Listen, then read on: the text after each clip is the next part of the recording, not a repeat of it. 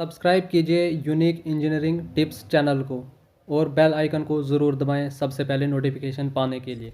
Hi guys, how are you? Welcome back to my YouTube channel Unique Engineering Tips. Hi guys, how are you? It's me Navid again. Welcome back to my YouTube channel Unique Engineering Tips.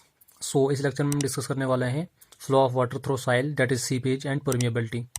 So let's start the video. So topic है हमारे पास flow of water through soil या simply जिसको permeability कहते हैं. तो first point इसमें है परमिएबिलिटी क्या होता है. परमिएबिलिटी का मतलब होता है property of soil to allow water to pass through it is known as permeability.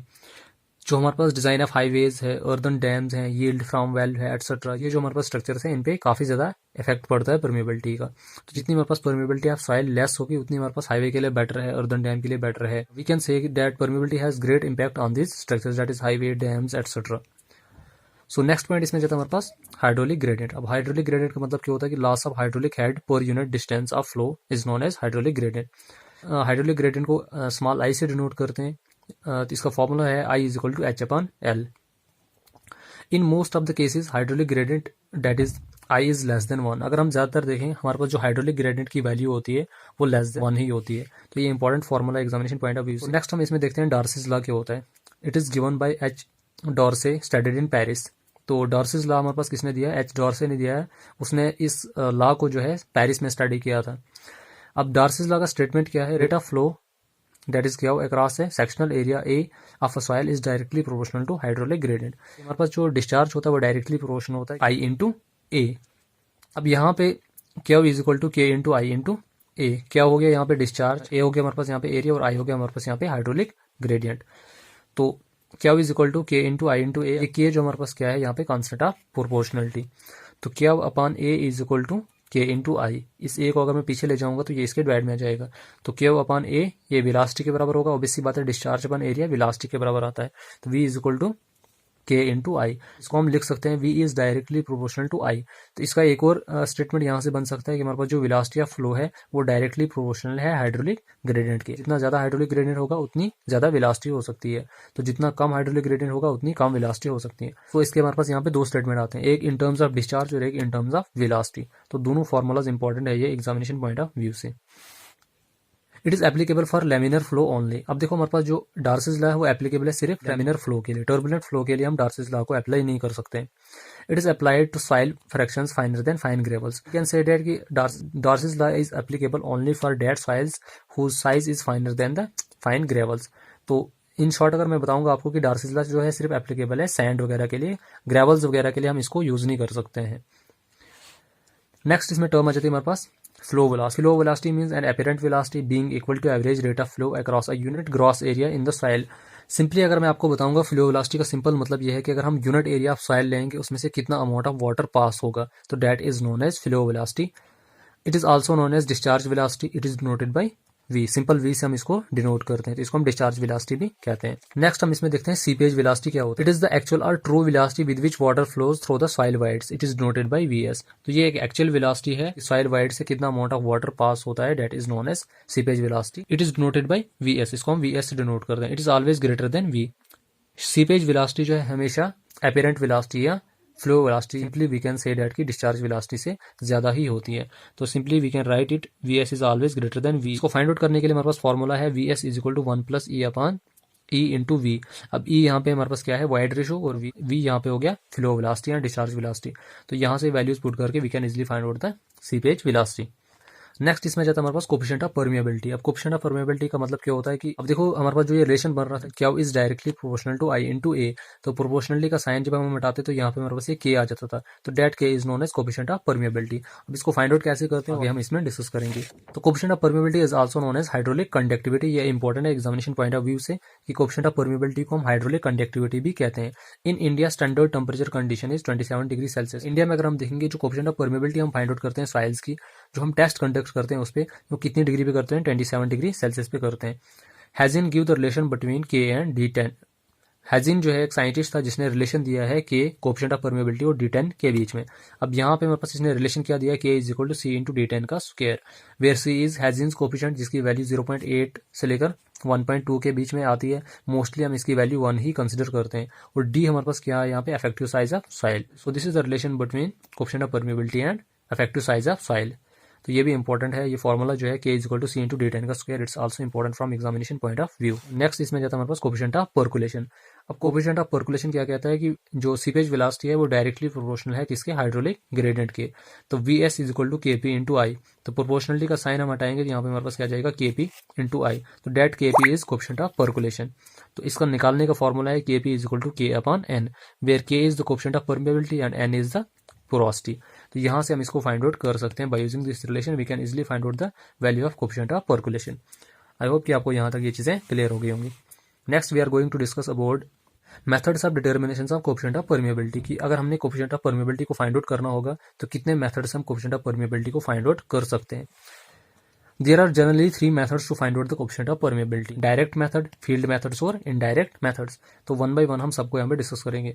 First इसमें जाता है हमारे पास डायरेक्ट मेथड और simply we can say that laboratory methods. इसमें फर्स्ट आ जाता है हमारे पास constant head permeability test. Next इसमें जाता है हमारे पास falling head permeability test. Second इसमें जाता है हमारे पास फील्ड मेथड्स। अब फील्ड में कौन कौन से ऐसे मेथड्स हैं जिससे हम परमेबिलिटी फाइंड आउट कर सकते हैं। First is pumping over test and second one is pumping in test.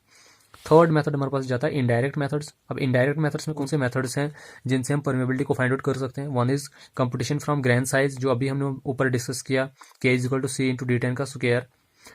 Second one is horizontal capillary test and the last one is consolidated test data. तो by using these methods we can easily find out the value of coefficient of permeability.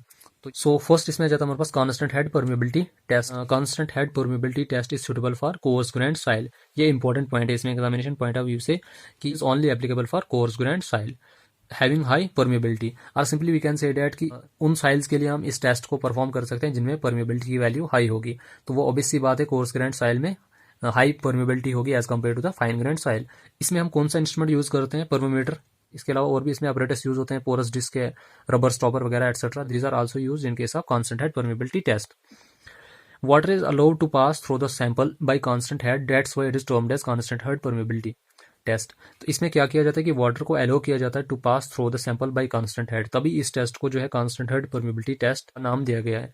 अब इसमें जो coefficient of permeability निकालने का formula हमारे पास क्या है, K is equal to Q into L upon A H into T. जो हमारे पास परमेबिलिटी निकलती है वो सेंटीमीटर पर सेकंड में निकलती है, metre per second. The unit of coefficient of permeability is similar to the unit of velocity. तो यहाँ पे क्या हो गया हमारे पास डिस्चार्ज, एल हो गया हमारे पास length, A area, T time. तो by using this relation we can find out the coefficient of permeability in case of constant head permeability test. So next हम इसमें डिस्कस करेंगे falling head permeability test. So it is suitable for less permeable soil, that is sand, silt or clay. So the main difference between constant head permeability test and falling head permeability test is that this test is suitable for coarse grained soil and this is suitable for fine grained soil. तो उसके बाद अगर हम इसमें देखेंगे what is allowed to pass through the sample under variable head. इसमें constant head से water sample से पास होता था, लेकिन इसमें जो सैंपल से वाटर पास होता है वो वेरिएबल हेड से पास होता है। That's why it is termed as falling head permeability test. इसमें जो इंस्ट्रूमेंट हम यूज करते हैं सेम परमीमीटर यूज करते हैं, लेकिन besides that we use stand pipe also in this test. वैसे K is equal to 2.3 AL upon AT log 10 H1 upon H2। A is the cross sectional area of pipe, L होगी length, A हो गया हमारे पास यहाँ पे area परमीमीटर जो हमारे पास ये सैंपल होगा, टी हो गया हमारे पास टाइम टेकन, H1 और H2 simply we considered initial head और final head. By using this formula we can find out the coefficient of permeability in case of falling head permeability test. तो यहाँ पे हम discuss करने वाले कुछ important और स्टैंडर्ड वैल्यूज यहाँ पे दी हुई है किस टाइप की सॉइल के लिए कितनी value of coefficient of permeability होती है। अगर हम देखेंगे क्लीन ग्रेवल्स के लिए इसकी वैल्यू होती है 1 से लेकर 100 के बीच में। सैंड ग्रेवल मिक्सचर इसकी वैल्यू होती है 10⁻² से लेकर 10 के बीच में। क्लीन सैंड कोर्स 10⁻² से 1 के बीच में। सैम, इन दोनों की वैल्यूज यहाँ पे सैम आ रही है। फाइन सैंड 10⁻³ से लेकर 10⁻⁻1। तो जितना हम फाइन साइल की तरफ जा रहे हैं तो कोएफिशिएंट ऑफ परमेबिलिटी की वैल्यू कम होती जा रही है। तो सिल्टी सैंड के केस में 10⁻³ से लेकर 10⁻²। क्ले सैंड 10⁻⁴ से 10⁻²। सिल्ट अगर हम देखेंगे 10⁻8 से लेकर 10⁻3। दहली सिल्ट 6 × 10⁻7। क्ले 10⁻10 से लेकर 10⁻6। Boston blue clay 7 × 10⁻10। London clay है 1.5 × 10⁻11। अब देखेंगे हम टिपिकल वैल्यूज ऑफ के एज पर BIS। अब इसमें ड्रेनेज कंडीशन भी दी हुई है, आगे वो हम इसमें देखेंगे। क्लीन ग्रेवल अभी हमने यहाँ पे डिस्कस किया, वही 2 से लेकर 1 के बीच में। इसमें ड्रेनेज कंडीशन कितनी होती है, वेरी गुड होती है। अगर हम देखेंगे clean sand and gravel mixture, जो परमेबिलिटी की वैल्यू है वो क्या है, वो कम होती जाएगी और ड्रेनेज कंडीशन भी इसमें कम होती जाएगी। देखो यहाँ पे ड्रेनेज कंडीशन गुड थी क्योंकि ग्रेवल्स की बात हो रही है, तो जैसे हम सैंड पे आ गए ड्रेनेज कंडीशन भी जो है कम हो गई और यहाँ पे कोएफिशिएंट ऑफ परमेबिलिटी की वैल्यू भी कम होती गई। Very fine sand, organic and inorganic silt, mixture of sand, silt and clay, stratified clay deposits, इसकी वैल्यू क्या रहती है 10⁻³ से लेकर 10⁻⁷ के बीच में, और ड्रेनेज कंडीशन इसकी पुअर है। होमोजीनियस और इंटैक्ट क्ले, अगर हम क्ले की बात करेंगे तो उसमें वो ऑलमोस्ट इम्परवियस है, तो यहाँ पे इसने वैल्यू दी है 10⁻⁷ से लेकर 10⁻⁹ के बीच में। सो नेक्स्ट हम इसमें देखते हैं permeability of stratified soils. Stratified soils के केस में परमिएबिलिटी की वैल्यू क्या रहती है। इसमें दो केसेस आते हैं हमारे पास, for flow parallel to layers और for flow normal to layers. तो फर्स्ट में इसमें जाता है हमारे यहाँ पे कोएफिशिएंट ऑफ परमिएबिलिटी की वैल्यू फाइंड आउट करनी होगी।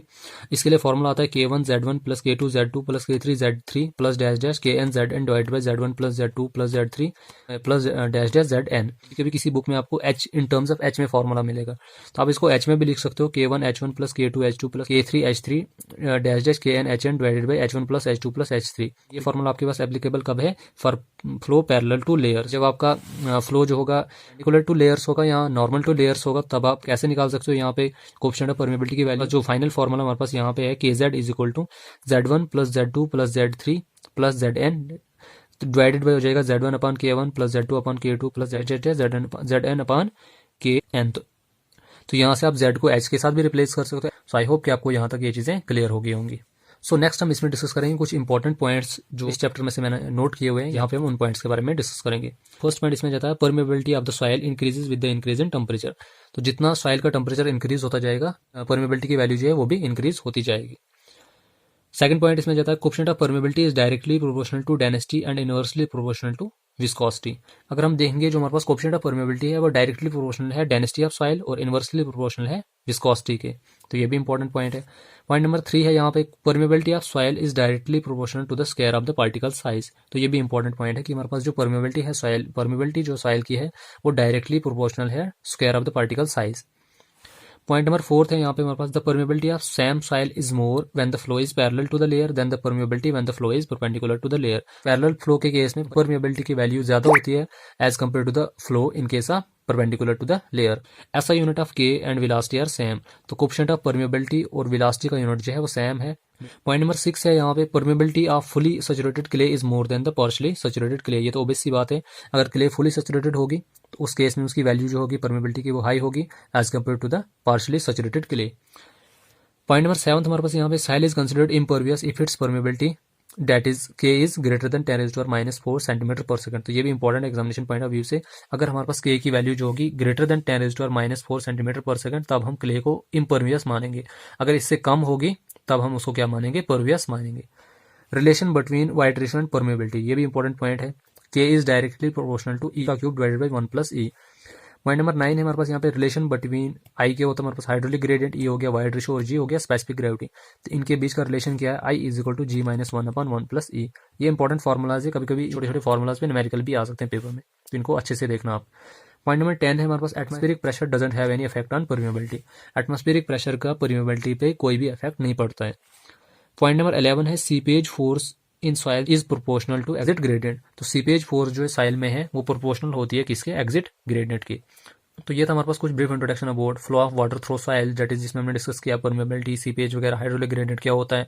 फिर हमने डिस्कस किया various methods use to find out the coefficient of permeability of the soil, और लास्ट में हमने कुछ इंपॉर्टेंट पॉइंट्स डिस्कस किए इसमें जो इस पूरे यूनिट में से मैंने यहाँ पे नोट किए थे। तो आई होप कि आपको यहाँ तक ये सारी चीज़ें क्लियर हो गई होंगी। अगर आपको फिर भी किसी भी पॉइंट में डाउट है तो आप मुझे कमेंट सेक्शन में पूछ सकते हैं। सो मुझे उम्मीद है कि आपको वीडियो पसंद आई होगी। अगर आपको वीडियो पसंद आई तो वीडियो को लाइक कीजिए, शेयर कीजिए, कमेंट कीजिए और चैनल को सब्सक्राइब जरूर कीजिए और मेरी वीडियोस को अपने दोस्तों के साथ जरूर शेयर कीजिए। So thank you so much and keep supporting me. Video पसंद आई होगी तो वीडियो को लाइक कीजिए, शेयर कीजिए, कमेंट कीजिए और चैनल को सब्सक्राइब करना ना भूलें और प्लीज़ बेल आइकन जरूर दबाएं ताकि जब भी मैं नई वीडियो अपलोड करूँ